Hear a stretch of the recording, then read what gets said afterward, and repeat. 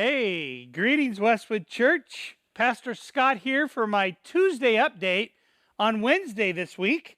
Some of you may actually be watching me live, either on our website or on our Facebook channel or on our YouTube channel.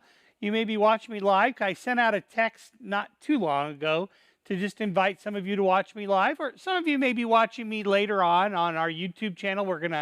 Once we're done doing it live, we're going to archive it there. But we're doing it live today as a test of our live stream, which I'll talk about in a minute, begins very, very soon. So thanks for being here, regardless of when and how you're watching. Some of you may know this about me. Some of you may not, but I'm a hot weather guy.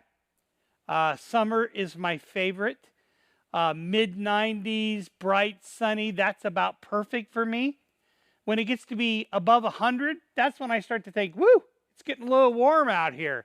So I really like hot weather, which what that means is a long series of mid-May cold, for me, cold, dark, cloudy days, I start to get a little crazy.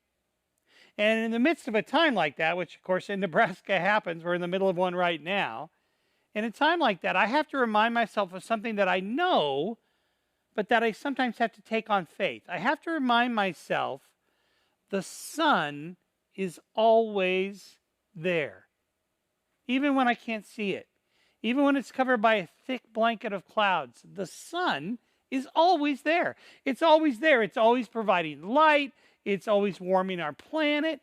It's always growing plants. It's always making our planet inhabitable. So it's there, even when I can't really see it. And maybe, just maybe, that's a word you need to hear today. That the sun, S-U-N, is always there. But guess what? The sun, S-O-N, is always there too.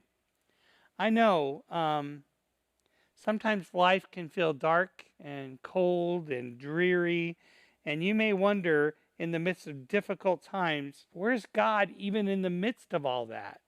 Well, I want you to know that He's always there. He's always working on our behalf, even when we can't see it exactly. Sometimes we have to use eyes of faith to see God at work in our lives. I was looking the other day at the book of Hebrews chapter 11. The book of Hebrews chapter 11 has earned the title the Biblical Hall of Faith Hall of Fame, because basically the book, chapter 11 of the book of Hebrews, is a list, just the stories briefly told, of famous characters from the Old Testament who displayed great faith. And actually, some of them are kind of surprising, like Samson as an example. I don't think of Samson as that great of a character. But in the midst of that list, the story is mentioned of the people of Israel walking through the Red Sea. You remember that story, right, from Exodus? God had just freed the people from Egypt, and they were leaving, carrying plunder from Egypt, and they came to the Red Sea, and the Egyptian army was coming down on them, and they're thinking, oh no, we're about to get slaughtered here, and God opened up the Red Sea for them to walk through. Now, I just want you to think about that for a moment. Maybe you remember the Charlton Heston movie or whatever that scene is, but think about it for a moment. You're looking at this sea, and there's this narrow, presumably dry pathway through the sea, and on either side are these walls of water being held up by God, I guess, and you're asked to walk right through that. That would take a lot of courage. It would take a lot of faith. Now, of course, we're in a time right now that seems threatening, that is unsure for sure. It's a little bit of our own Red Sea experience, and we are being asked to walk through it trusting God. Hebrews chapter 11 begins like this. Faith shows the reality of what we hope for. It is evidence of things we cannot see. Faith shows the reality of what we hope for. It is evidence of the things we cannot see. Faith is a muscle. And like any muscle, it has to be exercised in order for it to grow. And let's face it, right now we are all in a COVID-induced faith calisthenic time where our faith is being asked to grow. But that's okay, because I want us to remember, even on this cloudy day, the sun is always there. God is always there and is walking with us and working with us through this time. So just something I've been thinking about. Okay, couple of updates. A reminder that we, as demonstrated by today, are entering into the live stream phase of our worshiping at home time. So what that means is that Sunday, we're going to do our worship services from this room, and we'll be live streaming them like we are right now online to our Facebook page, which is Westwood Church Omaha, our YouTube channel, also Westwood Church Omaha, and our website. If you go on our homepage of our website, right down there at the bottom, there's kind of 4 icons there. One of them says live stream on it. And you click that, it'll take you to a page where you'll be able to watch it too. And it'll work some of the same way if you got a chance to watch this live now that this is working. Is there'll be a screen there, it'll say live feed begins shortly, something like that. You might see a little beginning roll if we have to get that done in time to let you know, and a countdown to let you know that we're about ready to start. And then we'll be doing the worship service live from here, only there'll be no congregation this week. So it's at 9 and 11 this week on Sunday. So watch for that. Remember, it's YouTube, our YouTube channel, our Facebook page, and our website. So watch for that. So just want to make sure you're aware of that. And all this, obviously, is building towards reopening our building for public worship, for in-person worship on June 7th.